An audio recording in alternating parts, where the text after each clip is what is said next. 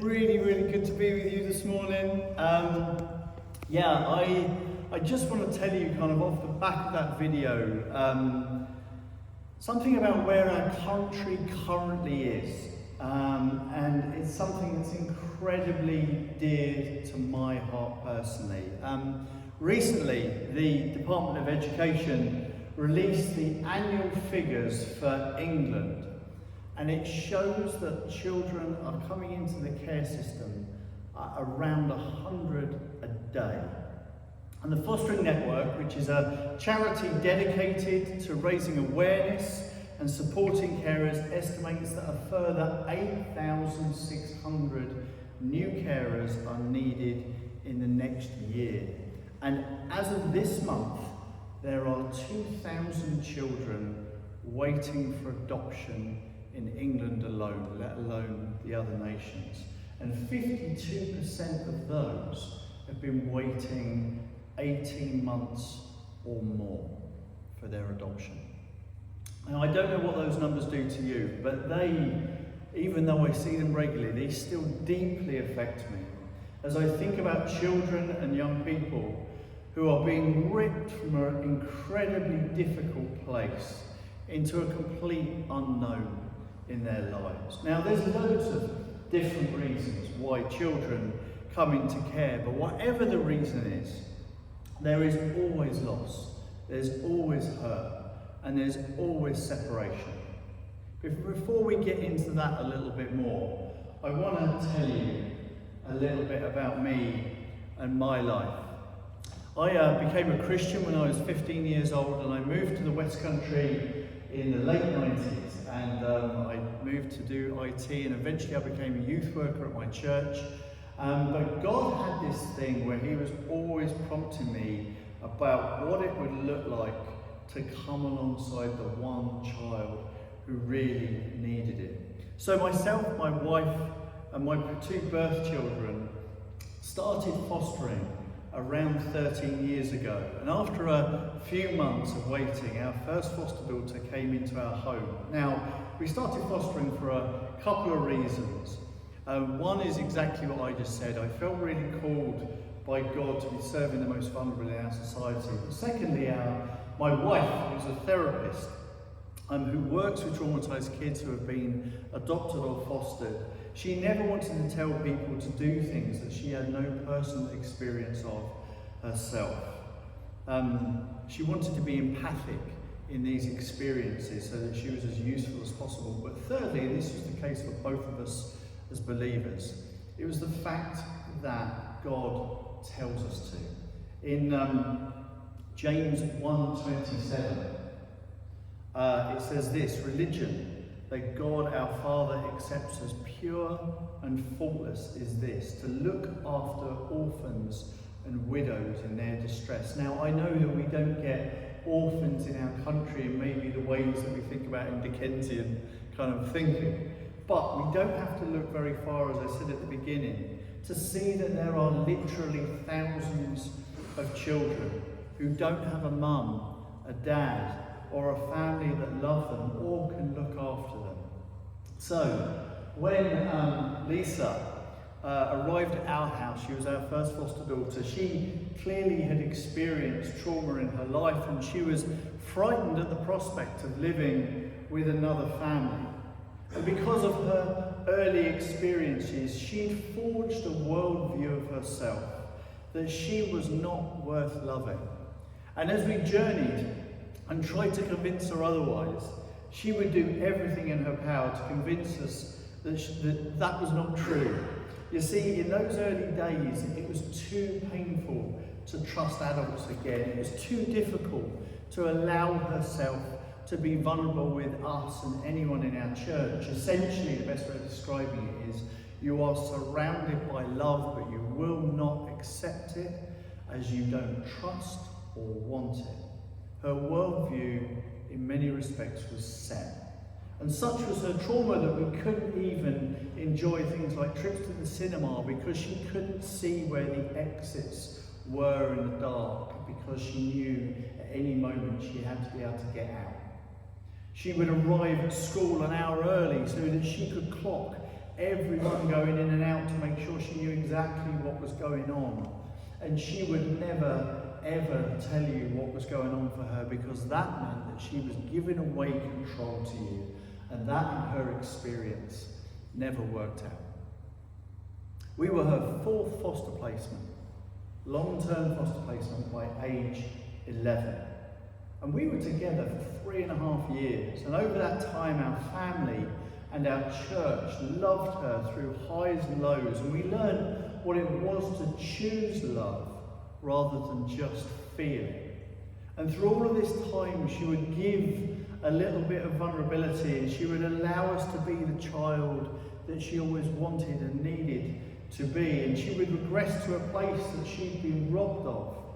Essentially, she was becoming the child that she could never be before. It was like somehow she was reclaiming those early years that she had to survive with her birth family through. And within a short space of time, though, she would remember, oh wait, they're the adults. And then she convinced herself that we were going to give up on her because that's what adults do. And it was a cycle that we went through with her. But as I said, inside these times, sometimes we were allowed into forging a new worldview with her, something that was happening deep inside of her. I remember one day I was on a fostering training course, and we were asked this question. I was guaranteed you've never asked this question to anyone in your life. The question we were asked to go and ask somebody else in our life is, what do you value in your relationship with me? I bet you've never said that to anyone in your life. So I love telling this story, but I went to my birth son, Noah. We've got 2 birth kids. I said, Noah, what do you value in your relationship with me? And he said, Dad, have you been on a course? And I thought, that's not going to work with him because he knows I'm talking weird. So I went to Lisa. And I said, Lisa, what do you value in your relationship with me? Now, she was never very comfortable in talking directly like this. It was too intimate, it was too vulnerable. But what she used to do was write notes. And she wrote me this, and this is one of my most prized pieces of paper in my life. Now, don't worry if you don't read teenager. I'm going to translate this for you. But first of all, she said, you're there if I have a worry about something. You're there to help. Secondly, you look out for me. Thirdly, I can trust you with a lot of stuff. Fourthly, you love me when I get angry. And fifth, you give me good quality food that I love. Now, I said in the first service when I was at St Mary's, and it's interesting, I've read this 1,000 times and yet it still fills me with emotion. To read that list, almost like a little mantra in my life of what it means for Lisa and what it meant for Lisa. You see, Lisa came from a place of dissociation and neglect. That was her life. And in this set of answers, all the things that I take for granted, and actually my birth children took for granted, these relationships that we had, for her, we just realised that for her this was news, this was brand new. It was about how she saw our home and about how she saw this family. You see, for her, being loved when she was angry, that was new. Before she would get beaten for that. Before she didn't have anyone looking out for her. She had to go it alone. Before she didn't know if there was a meal coming or not. And in these simple things that we all often take for granted, we have to realise that this isn't everyone's story. See, I was learning what it looked like to look after the orphan. I was learning what it meant to love at a whole other level. I was learning about the kind of love that Jesus spoke about in the Bible, a love that was to be given even when maybe you're not given much back or anything back, but yet we're called to do it anyway. But it wasn't just us though, it wasn't just the Kingswood family. People inside my church journeyed with her as well. I go to a church in Midsummer Norton. They invested in her. They had her for a few hours when she couldn't stand the sight of us anymore. I don't know if anyone's ever lived with teenagers. Amen. And they loved her. They loved her too. And they saw who she could be and what she was always meant to be. So I think this is a good time in all this heaviness just to tell you one of my favourite jokes of all time. So you can take this back into your week, okay? So, a young man received a parrot as a gift. And this parrot had a bad attitude and it had an even worse vocabulary. Every word out of this bird's mouth was rude, it was obnoxious, and it was laced with profanity. And John, who was the owner, he tried and tried to change the bird's attitude by consistently saying only polite words, playing soft music and anything else he could think of to clean up the bird's vocabulary. And finally, John was fed up and he yelled at the parrot. And the parrot yelled back at him. And John shook the parrot, and the parrot got angrier and even ruder. And John, in his desperation, threw up his hands, grabbed the bird and put it in the freezer. For a few minutes, the parrot squawked and kicked and screamed, and then suddenly there was complete quiet. There wasn't a peep for over a full minute. Fearing that he'd hurt the parrot, John quickly opened the door to the freezer, and the parrot calmly stepped out onto John's outstretched arms and said, "I believe I may have offended you with my rude language and my actions. I'm sincerely remorseful for my inappropriate transgressions, and I fully intend to do everything I can to correct my rude and unforgivable behaviour." John was completely stunned at the change in the parrot's attitude. And as he was about to ask the parrot what had made such a dramatic change in his behaviour, the bird spoke up very softly and said, "May I ask what the turkey did?" Unfortunately, people aren't always the same as our bird in our joke. And often, if you don't believe that you're worth much, it doesn't always stop you from always breaking a relationship if you don't trust it. So after 3.5 years, unfortunately, Lisa had to leave our care because it was becoming increasingly unsafe. It broke our hearts.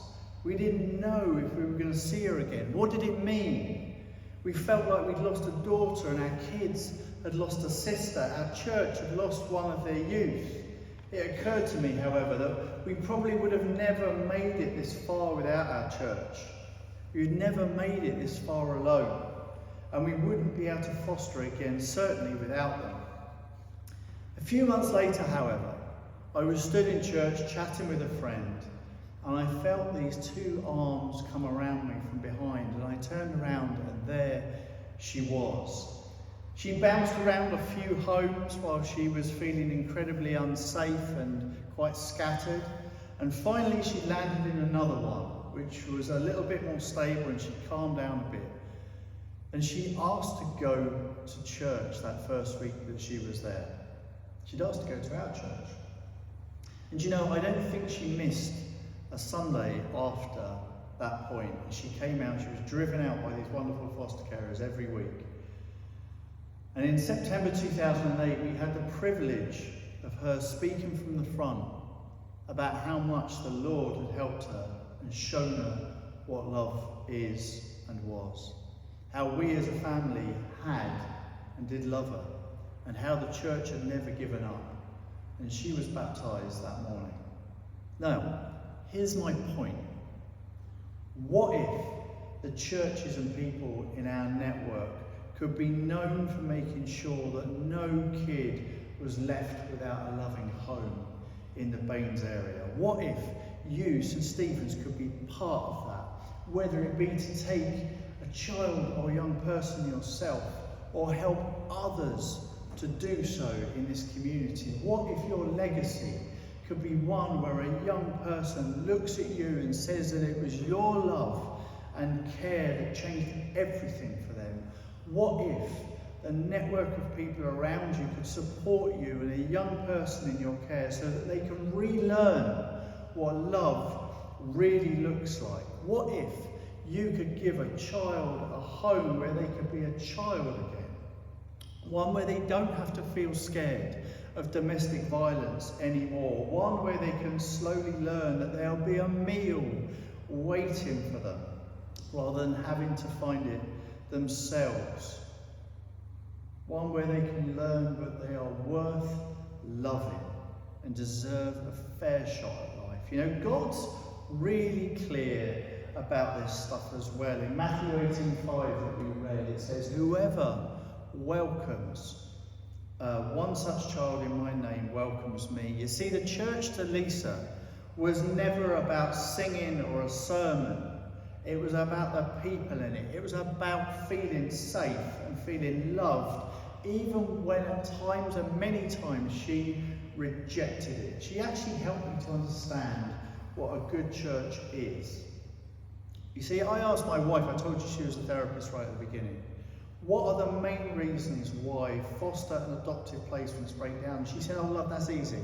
She said it is always the network of support around that carer or family who just don't get the support that they need.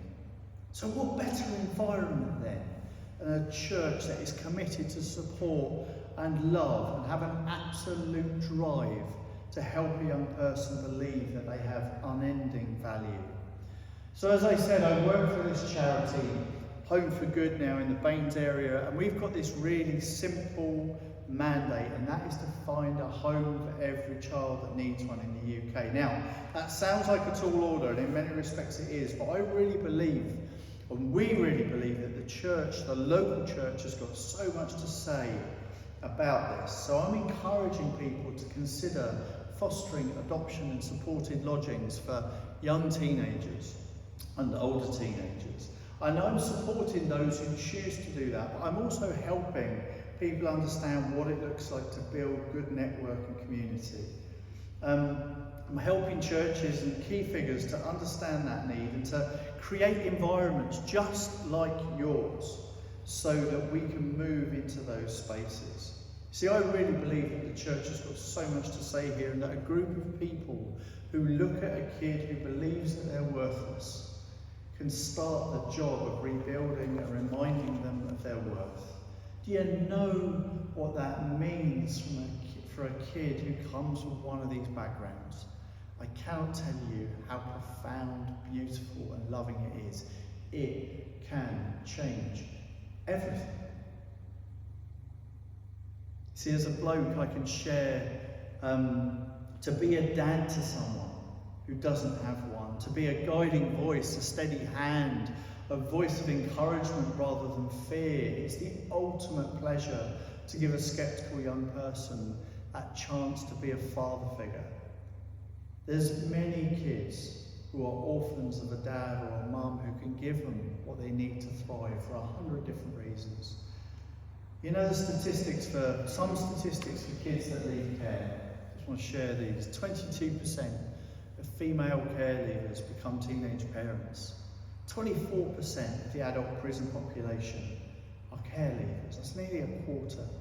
11% of homeless young people are care leavers. And 38% of care leavers are not in education, training or employment. You know what those numbers tell me? They tell me that they never found that home and love that they will accept for themselves. They tell me that the chances are they haven't found that rock of someone that they can call mum and dad and that sees them as their kid. They haven't found those mother and father figures, those families, those networks who invest and love them regardless. Now, as I said, I'm not saying this is an easy life. In fact, far from it. There's times where it could be the most difficult thing that you've ever done. Helping someone who's been hurt in some of these ways, sometimes it can push you to the edge. But I do want to say this. I was a foster carer for 10 years. It is worth it. This is about helping someone rediscover who they're always meant to be. This is about identity, it's about family. It's about being a home for good. You know, every day or two, Lisa and I will message one another. She asks me about my day. She's in her early 20s now. And we talk about our plans and what we're up to at the moment, and my kids see her when they can. But I tell you one thing, she calls me Dad. Thanks for having me. I'd love to chat to you afterwards if you've been challenged in any of the things I've spoken about, but bless you. Thank you.